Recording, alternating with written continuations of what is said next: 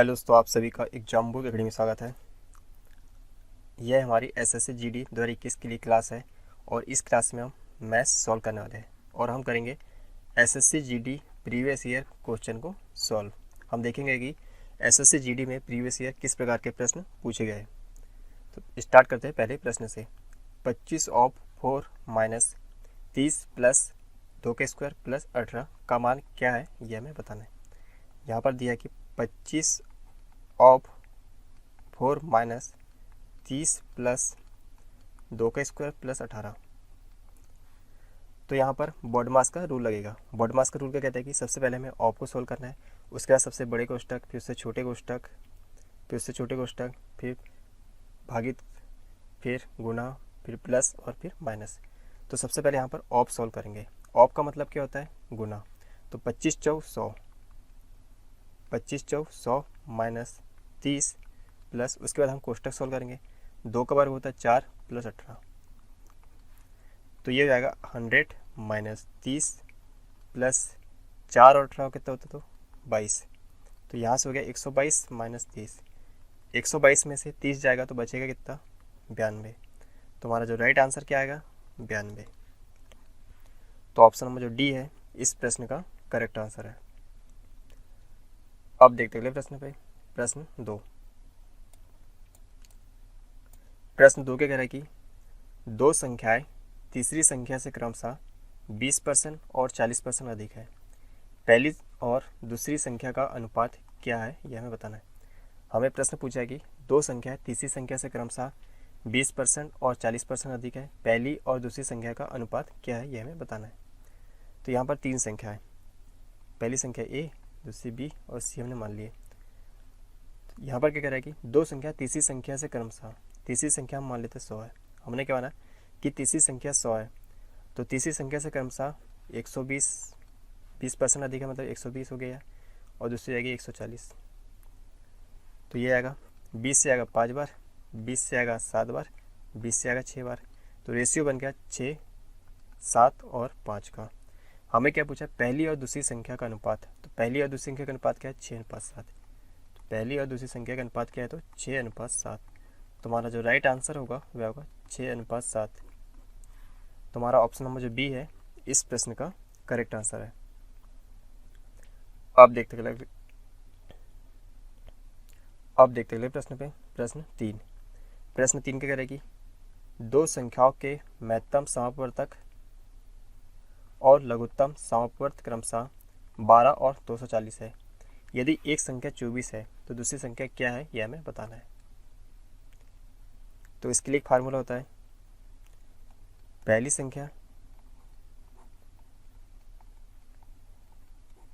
संख्या गुणित दूसरी संख्या,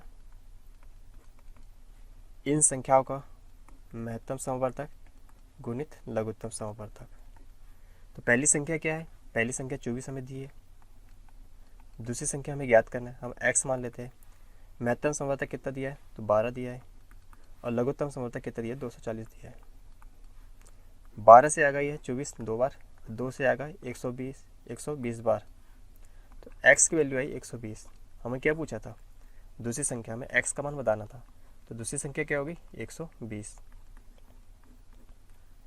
तो ऑप्शन नंबर जो ए है इस प्रश्न का करेक्ट आंसर है। अब देखते अगले प्रश्न पे। प्रश्न 4। प्रश्न 4 क्या कह रहा है कि 60 लीटर के एक मिश्रण में दूध और पानी का अनुपात 2:3 है, तो मिश्रण में पानी की मात्रा कितनी है, यह हमें बताना है। मिश्रण कितने लीटर का है? 60 लीटर का है। इसमें क्या क्या है? मिल्क है और वाटर है, और इसका जो रेशियो दिया है 2 और 3 में, इसका रेशियो कितना दिया है? 2 और 3। तो 2 और 3 का जो सम होगा वह 60 लीटर के बराबर होगा। तो 5 यूनिट की जो वैल्यू होगी वो होगी 60, तो 5 से आएगा 12 बार, तो यहाँ पर 1 यूनिट का जो वैल्यू आई 12, तो 2 यूनिट की वैल्यू कितनी होगी? 24 लीटर, और 3 यूनिट की वैल्यू होगी 12 36 लीटर। हमें प्रश्न में पूछा क्या है कि मिश्रण में पानी की मात्रा, वाटर, तो कितनी है? तो 36 लीटर। तो पानी की मात्रा कितनी है? तो 36 लीटर। तो ऑप्शन नंबर जो डी है इस प्रश्न का करेक्ट आंसर है। अब देखते हैं अगले प्रश्न पे। प्रश्न 5। प्रश्न 5 क्या कह रहा है कि कितने वर्षों में एक धनराशि 5% वर्ष की ब्याज दर पर तिगुनी हो जाएगी। कितने वर्षों में एक धनराशि 5% प्रतिवर्ष की ब्याज दर पर तिगुनी हो जाएगी। धनराशि हम मान लेते P है, धनराशि जो P है वह x मान लिए, और अमाउंट क्या आता है, एक धनराशि 5% प्रति वर्ष की ब्याज दर पर कितनी तिगुनी हो जाती है, जो x है यह कितनी आएगी 3x। अब अमाउंट बराबर क्या होता है P plus S I. Amount बराबर क्या होता है तो P plus S I. Amount क्या है 3x है, P क्या है x है, तो यहाँ से ऐसा ही निकल जाएगा। तो ऐसे ही कितना जाएगा, यहाँ से 3x में से एक x जाएगा तो बचेगा 2x, ऐसा ही आ गया 2x। तो ऐसा ही बराबर क्या होता है P into R into T upon 100, और ऐसा ही कितना है तो 2x है, P कितना है तो x है, R कितना दिया तो 5, टाइम हमें ज्ञात करना है अपॉन 100। x से x कैंसिल हो जाएगा, 5 से आएगा ये 20 बार, तो टाइम हो जाएगा 40 वर्ष। टाइम कितना है हमारे पास 40 वर्ष, तो हमारा राइट आंसर होगा 40 वर्ष। तो ऑप्शन नंबर जो ए है इस प्रश्न का करेक्ट आंसर है। अब देखते हैं अगले प्रश्न पे, प्रश्न 6।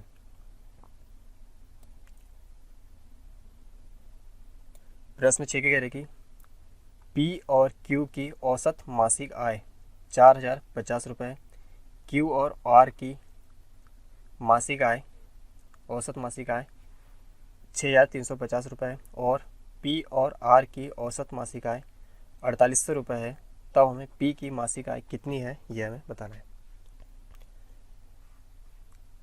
अब औसत बराबर क्या होता है, दिए गए परिणामों का योग अपन परिणामों की संख्या। तो यहाँ पर योग बराबर क्या होगा, औसत गुणित संख्या। तो यहाँ पर P और Q की मासिक आय का जो योग होगा वो हो जाएगा 4050 गुणित 2, तो ये आएगा 2 शून्य शून्य, 2 पंचे 10, बचा 1 और 2 चौ 8, तो ये 81 से हो गया। उसके बाद Q और R की मासिक आय का जो योग हो जाएगा तो 6350 गुणित 2, 2 शून्य शून्य, 2 पंचे 10, बचा 1, 2 तिया 6 और 1 7, 2 छिक्के 12। उसके बाद P और R की मासिक आय का कुल योग क्या हो जाएगा तो 4800 गुणित 2 कितना जाएगा 9600। अब हम इन्हें जोड़ देंगे, तो यहाँ पर P भी 2 बार है, Q भी 2 बार है और R भी 2 बार है, तो 2 तो कॉमन निकल जाएगा, बचेगा क्या P plus Q plus R। इन्हें भी हम जोड़ देंगे, 8 और 6 14, बचेगा 1, 9 और 2 11, 11 9 20, बचा 2, 2 और 1 3, तो ये होगा 30 400, 2 से कैंसिल हो जाएगा, 2 एक कम 2, 2 पंचे 10, तो 15200। तो यहाँ से आया P plus Q plus R कितना है 15200। हमें पूछा क्या है P की मासिक आय, तो उसके लिए हम क्या करेंगे, Q प्लस R की मासिक आय का जो योग है 12700, 15200 में से माइनस कर देंगे, 15200 में से माइनस कर देंगे 12700, तो यहाँ से बचेगा 12 में से 7 गया तो 5, यहाँ बचा 2। तो P की जो मासिक आय होगी वह होगी 2500 रुपये। P की मासिक आय कितनी होगी 2500 रुपये। तो ऑप्शन नंबर जो सी है इस प्रश्न का करेक्ट आंसर है। अब देखते अगले प्रश्न पे, प्रश्न 7।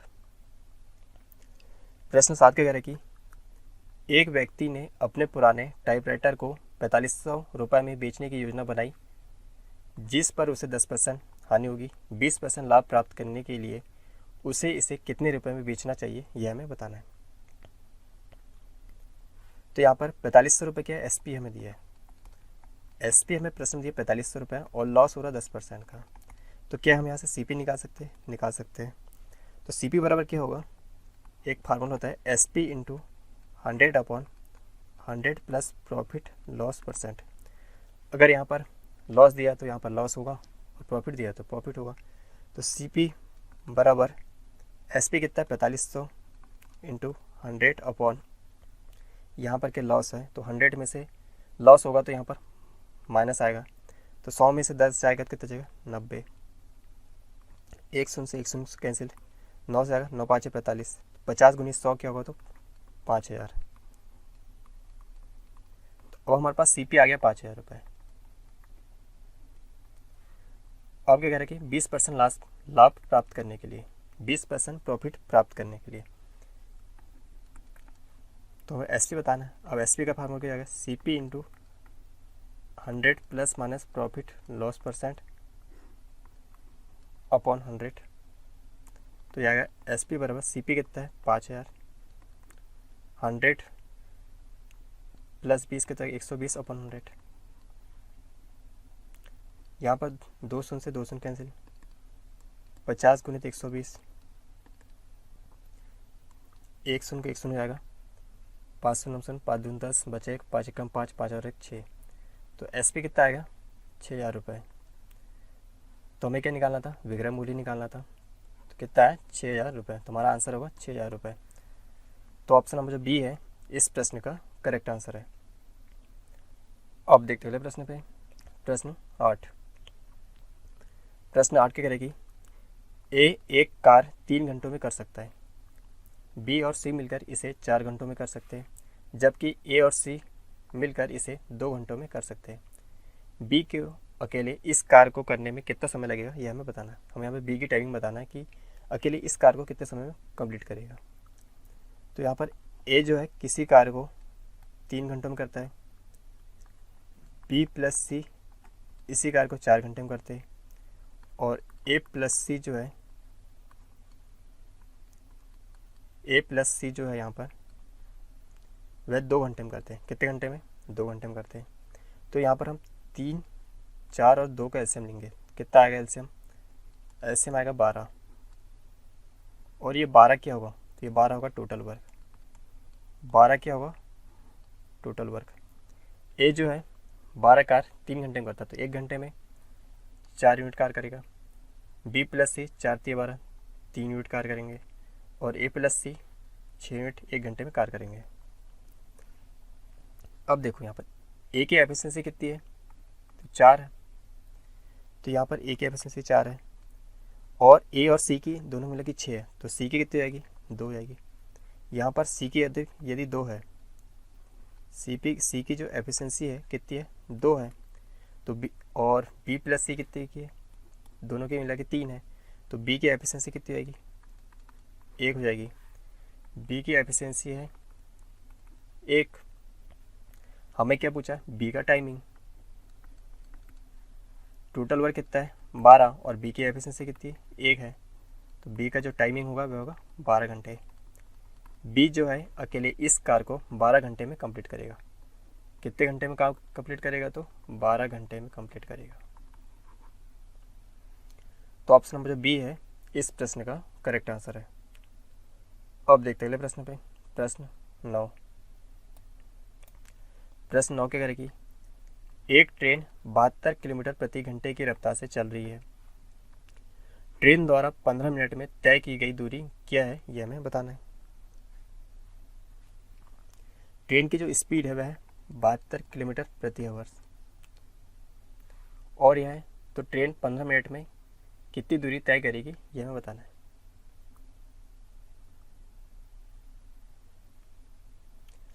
अब स्पीड बराबर क्या होता है, डिस्टेंस अपॉन टाइम। हमें डिस्टेंस निकालना, तो डिस्टेंस बराबर होगा स्पीड इंटू टाइम। डिस्टेंस बराबर होगा स्पीड इंटू टाइम। स्पीड क्या है 72 किलोमीटर प्रति घंटा, टाइमिंग कितना दिया है 15 मिनट। इसको घंटे में चेंज करेंगे तो अपॉन में 60 आएगा, 15 से आएगा 4 बार, और 4 से आएगा 18 बार, तो डिस्टेंस आएगा 18 किलोमीटर। तो ट्रेन द्वारा 15 मिनट में 18 किलोमीटर की दूरी होगी। तो दूरी कितनी हो जाएगी? 18 किलोमीटर। तुम्हारा जो राइट आंसर होगा वह होगा 18 किलोमीटर।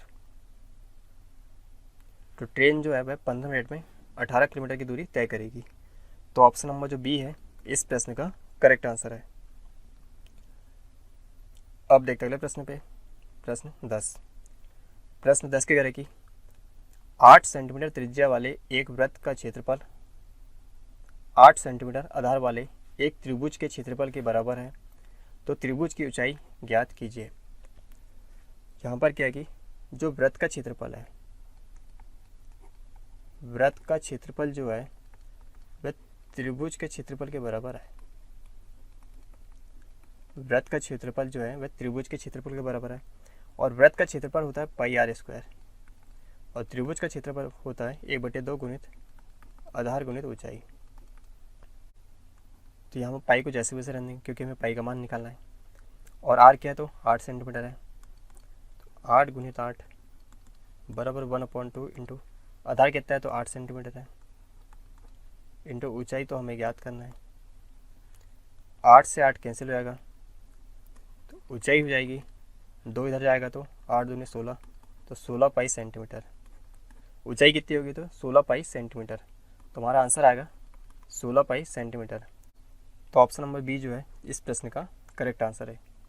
तो ये थे हमारे एसएससी जीडी प्रीवियस ईयर के 10 इंपॉर्टेंट प्रश्न। यदि यह क्लास आपको पसंद आए तो इस चैनल को सब्सक्राइब करें।